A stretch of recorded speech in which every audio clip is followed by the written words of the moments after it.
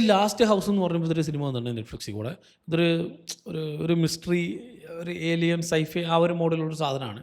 ഇതെന്താ സംഭവം എന്നൊക്കെ നമുക്ക് അവസാനമാണ് റിവീൽ ചെയ്യുള്ളൂ, എന്താണ് പരിപാടി എന്നുള്ളത്. സംഭവം ഇത്രേ ഉള്ളൂ. നമ്മുടെ വീട്ടിനകത്ത്, നമ്മുടെ വീട് മാത്രമല്ല നമ്മുടെ പരിസരത്തും ലോകത്തുള്ള എല്ലാവിടെയും എല്ലാവരും വീട്ടിനകത്ത് ഒറ്റപ്പെടുത്ത് എങ്ങനെയുണ്ട്, അതിൽ വീട്ടിനകത്ത് ലോക്കായി എങ്ങനെയുണ്ടാവും, അതാണ് സംഭവം.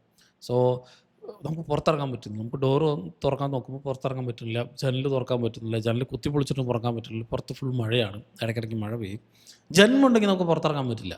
ഇതാണ് ഇതിൻ്റെ മെയിൻ തീം. സോ എന്താണ് ഇതിന് കാരണം, ആരാണ് പുറത്ത്, ആരാണ് ഇങ്ങനെ ലോക്ക് ചെയ്തിട്ടുള്ളത്, ഇനിയിപ്പോൾ എങ്ങനെ നമുക്ക് പുറത്തിറങ്ങാൻ പറ്റുമോ, ഇനിയിപ്പോൾ പുറത്തിറങ്ങിയാൽ എന്തൊക്കെ സംഭവിക്കുക എന്നുള്ളതിനെ പറ്റിയിട്ടുള്ള ഡീറ്റെയിൽ ആയിട്ട് കാണിക്കുന്നൊരു പടം. ഇത് വേറെ ലെവൽ പടമായിട്ടൊന്നും എനിക്ക് തോന്നിയില്ല.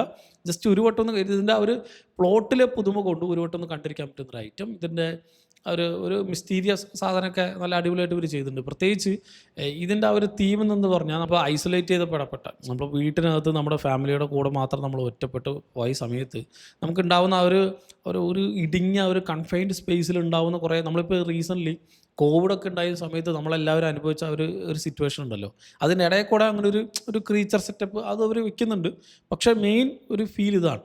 ഇത് ദിവസങ്ങളോ ആഴ്ചകളോ അല്ല, ചിലപ്പോൾ വർഷങ്ങളൊക്കെ ഒരു പക്ഷേ ഇങ്ങനെ കൺഫൈൻഡ് ആയിട്ടുള്ളൊരു സ്ഥലത്ത് ഇരിക്കേണ്ട വന്നാൽ ഉണ്ടാവുന്ന ആ ഒരു ക്ലോസ്ട്രോഫോബിക് എഫക്റ്റും ആ പ്രഷർ, അതൊക്കെയാണ് ഇവർ മെയിൻലി ഉദ്ദേശിക്കുന്നത്. സോ എങ്ങനെയാണ് ആൾക്കാർ സർവൈവ് ചെയ്യാൻ നോക്കുക.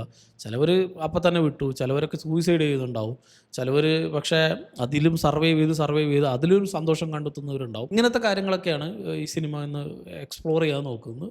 ഒരു വട്ടം ഒന്ന് കണ്ടിരിക്കാൻ പറ്റുന്ന റൈറ്റായിട്ട് തോന്നി.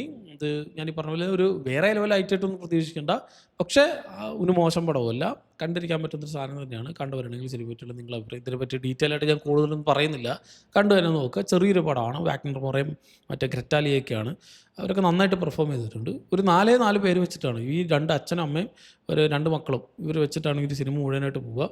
പക്ഷേ നല്ല എൻഗേജിംഗ് ആയിട്ട് പോകുന്നുള്ളൊരു പടം തന്നെയായിരുന്നു. കണ്ടു നോക്കുക. നെറ്റ്ഫ്ലിക്സിലുണ്ട് പടം. കണ്ടുവരണമെങ്കിൽ സിനിമ പറ്റിയുള്ള നിങ്ങളുടെ അഭിപ്രായം എന്നുള്ളത് കമൻറ്റ് ചെയ്യുക.